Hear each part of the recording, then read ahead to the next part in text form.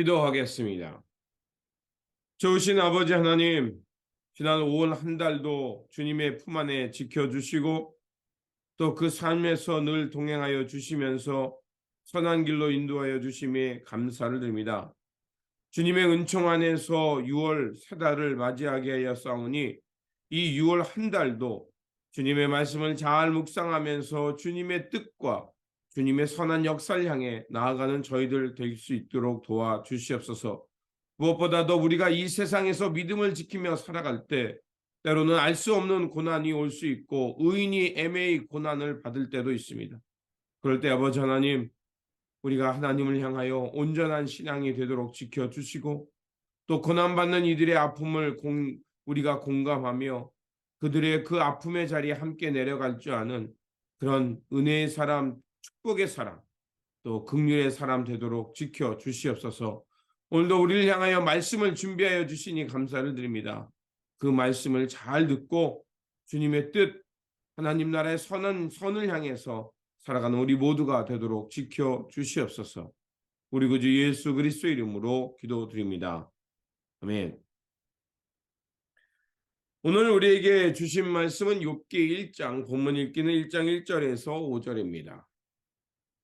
우스라는 곳에 욥이라는 사람이 살고 있었다.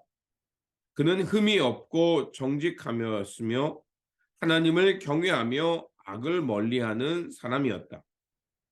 그에게는 아들 7과 딸 3이 있고 양이 7,000마리, 낙타가 3,000마리, 겨리소가 500쌍, 암나귀가 500마리나 있고 종도 아주 많이 있었다.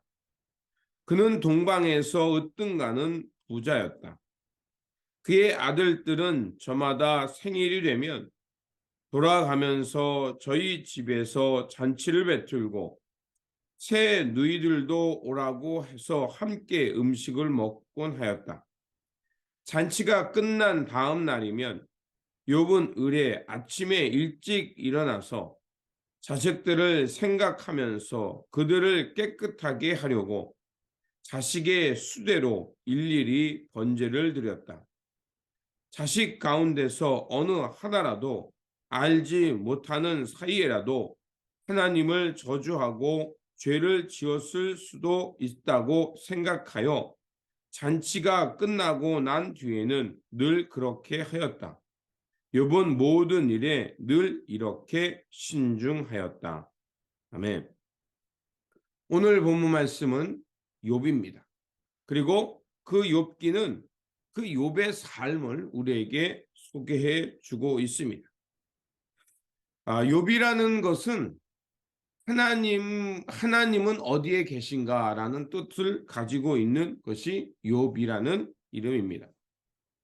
또한 욥에는 욥기는 정확하게 이게 언제 쓰여졌는지 알 수가 없지만 많은 성서학자들은 그 욥기가 그 애매히 고난받고 또 그 고난 속에 알 수 없는 그 고난의 이유에 있어서 그 어쩔 수 없, 그러니까 어떻게 답을 구할 수 없는 그 인생에서 그 믿음의 사람, 하나님의 사람들이 그 고난을 어떻게 바라봐야 되는지를 전해주는 것이 욥기 전체의 말씀입니다. 그래서 욥기는 성서학자들이 말하기를 아마도 포로기 이후 혹은 포로기 동안에 이 욥기가 쓰여졌을 거라고 생각합니다. 욥기를 보면 오늘 보면 욥을 어떻게 소개하냐면요. 그 흠없고 정직하여 하나님을 경외하며 악을 멀리한 사람이었다라고 말하고요.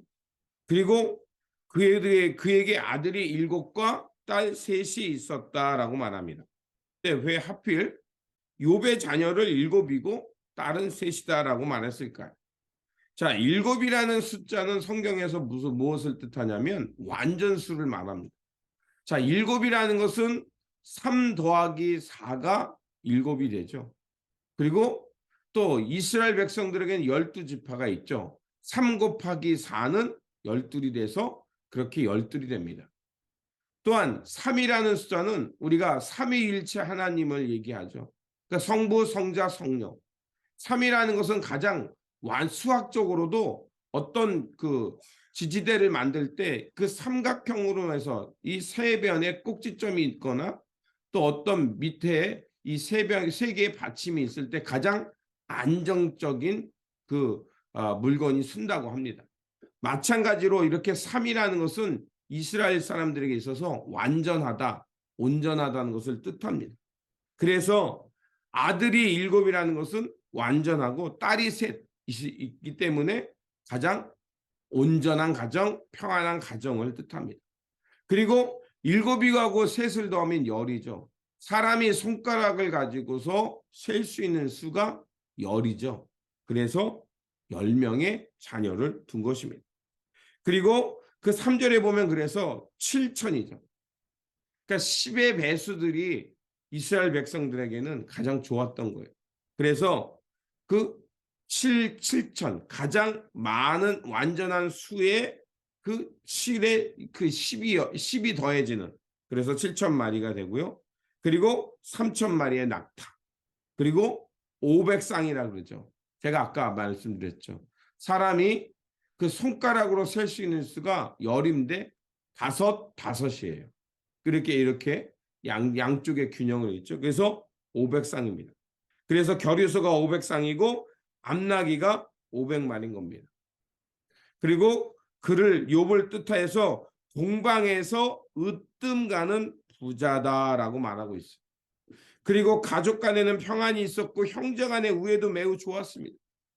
그래서 매번 생일이 되면 돌아가면서 집집마다 잔치를 베풀고요. 그리고 새 누이를 오라고 해서 함께 음식을 먹었다. 식탁 공동체, 평화의 공동체였다는 것을 말을 하죠. 그리고 욥은 항상 잔치가 끝나면 그가 한 일이 있습니다. 아침 일찍 일어나서 하나님 앞에 번제를 드렸다고 말합니다. 번제는 무엇을 말합니까? 하나님 앞에서 자신의 죄를 속하는 속죄제. 그리고 또 여러 가지 하나님 앞에 번제를 드렸던 용서를 구하는 죄죠. 그래서 자신의 죄를 용서해 달라는 얘기고 하나님께서 우리가 드리는 이 제사를 기쁘게 받아들라. 그 연기가 하늘로 올라가잖아요. 그런 제사를 통해서 하나님이 나를 용서해 주시고 하나님이 내가 드리는 예배를 받으셨다라고 생각하는 것이 바로 번제였습니다. 그래서 욥은 모든 일에 이렇게 신중한 사람이었다라고 말을 하고 있습니다. 욥이 칭찬받았던 이유는 아마 사람들은 부자이거나 재산이 많아여서라고 생각할지 모릅니다. 하지만 우리가 말씀을 통해 보는 것은 그가 그 삶의 자리에서 어떻게 살았는가를 우리는 보아야 합니다. 그는 항상 하나님 앞에서 신중하게 살았다라고 말합니다. 그리고 흠이 없으며 하나님을 경외하며 악에서 떠난 사람이었다는 겁니다. 우리가 하나님 앞에서 완전을 향해서 추구하며 가지만 우리는 하나님 앞에서 완전해질 수 없습니다. 우리가 신앙생활, 믿음생활 열심히 하지만 우리가 하나님 앞에서 완전해질 수는 없습니다. 그런데 우리가 때로는 넘어지고 또 시험에 들기도 하고 또 하나님의 뜻에 벗어나지만 그럼에도 불구하고 우리가 하나님을 향해 살아갈 수 있는 또 하나님의 완전을 향해 살아갈 수 있는 것은 우리가 온전한 신앙이 될 수 있기 때문에 그렇습니다. 온전하다는 것은 무엇을 말할까요? 완전은 무흠을 말하고 완벽한 것을 말하지만 그러나 온전하다는 것은 실패하거나 넘어진다 할지라도 다시 일어나 하나님께로 돌아간다는 말입니다. 우리가 그리스도의 완전을 추구하지만 우리가 그날은 아직 이르지 못했습니다. 하지만 우리가 우리 삶 속에서 하나님을 향해 언제든지 다시 돌아가 하나님의 길을 걸 수 있는 온전한 신앙이 될 수 있습니다. 그렇게 우리의 삶은 항상 하나님 앞에서 우리의 삶을 돌아보면서 겸손하여지며 하나님께서 우리에게 부르시는 그 뜻을 향해 언제든지 돌아가는 것이 중요합니다. 그렇게 우리는 하나님께서 무엇을 더 귀하게 여기시는지, 하나님께서 우리의 삶을 어떻게 바라보고 있는지를 알고 하나님께 돌아갈 줄 아는 이런 온전한 신앙이 되어야 할 것입니다. 그러자 이제 하나님은 그 욥의 삶을 기뻐하셨습니다. 그때 오늘 욥기를 보면 좀 아이러니한 일들이 벌어집니다. 하나님께서 천상에서 천상회의가 있었습니다. 근데 그때 사탄이 그 자리에 참석합니다. 아니 어떻게 하나님이 완전하신데 그 하나님이 완전한 그곳에 어떻게 이렇게 어두움이 올 수 있는가? 바로 이것은 무엇을 말하냐면 사탄이 그 자리에 왔다는 건요. 무엇을 말하냐면 하나님이 통치하는 시대 속에 하나님이 통치하는 이 땅에 세상 어두움이 개입을 하는 것과 비슷한 겁니다. 창세기를 보면 하나님께서 창조하신 에덴 동산에 뭐가 있죠? 간악한 사탄이 그곳에 침투해 들어옵니다. 하나님은 온전하게 만들었지만 그곳에 사탄이라는 것이 틈틈이 들어와 그 공동체와 그 평화의 땅을 파괴하려고 한다는 것을 그 이스라엘 백성들은 보았던 겁니다. 그래서 앞에서 말씀드린 대로 제가 포록이 있다고 그랬죠. 하나님의 거룩한 백성들이었습니다. 언약 백성들이었어요. 비록 그들이 하나님 앞에서 죄도 지었지만 그들은 근본적으로 하나님의 언약 백성, 의인이라는 생각을 가지고 있었어요. 그런데 그들이 어떻게 됐습니까?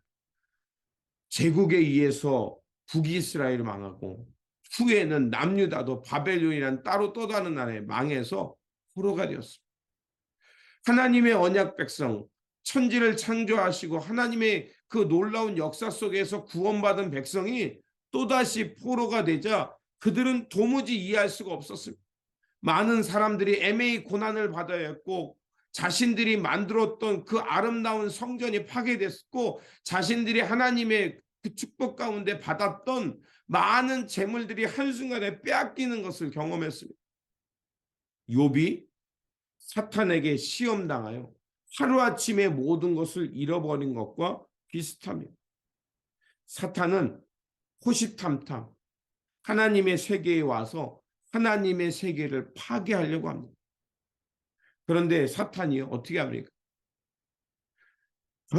가서 악을 행하라고 하지 않습니다. 하나님께 나아가서 뭐라고 하냐면 까닭 없이 하나님을 경외하는 사람은 없습니다. 하나님이 그를 축복하셨기에 하나님이 그에게 많은 것을 주었기에 그가 하나님을 경외하고 흠없이 살아갑니다. 만약 하나님께서 울타리를 거두셔서 그의 재물을 가져가면 틀림없이 그가 하나님을 저주할 것이다 라고 말합니다. 사탄은요 이거 하지 마 하나님 앞에 대적해 이렇게 말하지 않아요. 은근히 다가와서 하나님을 의심하게 하고요. 하나님을 향해서 한번 이렇게 해봐. 왜 그렇게 해? 그렇게 할 필요 없잖아. 이런 식으로 시험한다는 거예요. 또한 우리가 욥기를 통해 알 수 있는 것은 하나님 앞에서 정직하고 흠없이 살아가려고 하지만 그 가운데 욥의 외의 삶 가운데 사탄이 시험을 가해 온다는 것입니다. 사탄은요. 성경에 보면 오늘 본문에 보니까 사탄이 하나님께서 묻으면 넌 어디를 갔다 왔냐 그랬더니 이곳저곳을 갔다 왔다 그래요. 세상 두루두루 다니며 이곳저곳을 갔다 왔다 그래요. 사탄이요. 얼마나 부지런한지 알죠. 세상 온갖 곳을 다 간다고 얘기하고 있습니다. 자, 이렇게 하나님 앞에 정직하기 위해 살지만 사탄은 또다시 그렇게 시험을 가해 옵니다. 근데 우리가 이것을 통해서 또 깨닫는 게 있죠. 그 하나님이 그러면 욥에게 사탄이 욥을 시험해 보도록 하나님께서 허락하는 장면이 나와요. 의아하지 않습니까? 아니 우리가 생각하기에는 하나님이 그런 시험이 올 때 우리를 물리치고 막아야 되는데 하나님이 시험을 허락합니다. 그러니까 우리에게 기존에 알고 있던 상식, 우리가 알고 있었던 통념들, 그것들이 무너지는 것이 욥기의 말씀이에요. 그래서 욥기는 계속해서 우리가 통념적으로 알고 있던 사실들, 그럴 거라는 보편적 사실들이 어느 순간 맞지 않고 흔들릴 수 있는 이때가 인생 속에 있다는 것을 말합니다. 그래서 욥기를 보면 우리가 생각할 수 있는 것은 하나님이 때로는 우리의 신앙을 점검하기 위해 시험을 허락할 때도 있을 수 있다라는 겁니다. 까닭없이 우리가 고난을 받을 때가 있고 애매히 고난 받을 때가 있다는 겁니다. 그런데 욥기 1장이 우리에게 말하는 것은 그렇게 시험을 받고 모든 것을 한순간에 잃어버리는 그 시험이 오지만 21절과 22절이 말하는 것처럼 그는 하나님 앞에서 입술로 하나님을 원망하지 않았다는 겁니다. 그가 어떻게 이렇게 불행 속에서 하나님을 원망하지 않을 수 있었던 이유는 무엇일까? 그가 이렇게 고백합니다. 내가 빈손으로 하나님 앞에서 아무것도 없이 내가 태어나서 이렇게 많은 것을 받았는데 이것을 주신 분도 하나님이요. 또한 이것을 걷어가는 것도 하나님이다라고 그는 보았던 겁니다. 자기 삶의 중심을 또 자기가 오늘 누리는 것들이 거저가 아니라 하나님의 은총 속에 베푼 누군가가 우리를 향해 주어준 그 은혜요 그들의 희생 때문이다라고 그는 생각했다는 겁니다. 그래서 욥은 주신 분도 하나님이요 걷어가는 것도 하나님이다라는 그런 생각 속에서 하나님을 원망하지 않았던 겁니다. 우리가 앞에서 말한 것처럼 애매히 고난받을 수도 있다는 겁니다. 그리고 우리가 우리 삶 속에 때로는 모든 것이 엄청나게 어려운 불행이 우리에게 찾아올 수도 있는 겁니다. 그때 다시 한번 우리가 기억해야 할 것은 내가 지금 불행하고 어려움 당하는 것이 그 나의 죄와 하나님 앞에서 불순종한 것인지 아니면 하나님께서 이 고난의 과정을 통해서 나로 하여금 정금 같은 믿음으로 거듭나게 하는 것인지 우리가 다시 한번 정직하게 잘 살펴보아야 한다는 것입니다. 그래서 죄로 인한 것이라면 즉시 돌이키는 것이고 하나님께서 나를 더 강한 게 정금 같은 믿음, 순전한 믿음으로 하기 위한 것이라면 우리는 끊임없이 하나님을 바라보면서 인내의 시간을 가져야 한다는 것입니다. 그래서 주님께서도 우리에게 이렇게 말씀하셨습니다. 너희들이 우리가 이 땅에서 살아갈 때 비둘기같이 순결하면서 뱀같이 지혜로라고 말씀하셨습니다. 왜 그랬을까요? 그것은 우리에게 이 때와 이 삶과 우리의 상황을 분별해야 될지 그것이 하나님의 시험인지 아니면 내가 지금 유혹을 받아서 하나님 앞에 범죄하고 있는 것이 잘 분별해야 된다는 뜻이고 그리고 그것을 잘 분별해서 하나님이 나를 거룩하게 더 온전하게 하는 것이라면 우리가 흔들리지 말고 믿음으로 다시 굳게 서야 한다 하기 때문에 그렇습니다.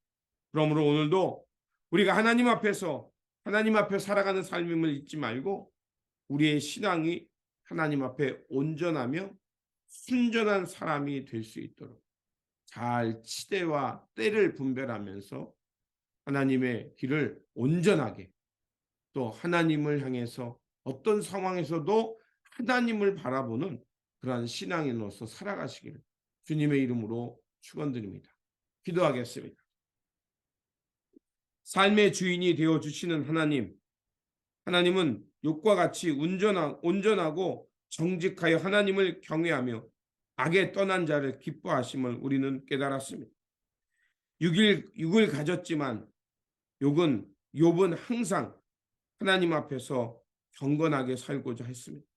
하지만 그 경건하게 살던 욥에게도 알 수 없는 고난, 또 모든 것이 사라지는 불행이 그에게 닥쳤습니다. 그럼에도 욥은 그 어려움과 그 불행의 상황 속에서도 하나님을 경외할 줄 아는 사람이 없으며 입술로도 하나님을 원망하지 않는 그런 깨어있는 사람, 온전한 신앙의 사람이 되었습니다. 주님, 우리가 까닭없이 때로는 애매히 고난받기도 하고 때로는 우리가 어려움을 겪을 때도 있습니다.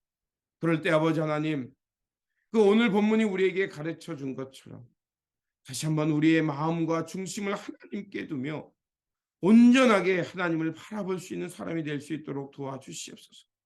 이 길은 우리가 고백하고 결단한다고 되는 것이 아니라 하나님께서 우리를 붙잡아 주시고 우리를 지혜 가운데 분별시켜 주셔야 가능한 일이에요.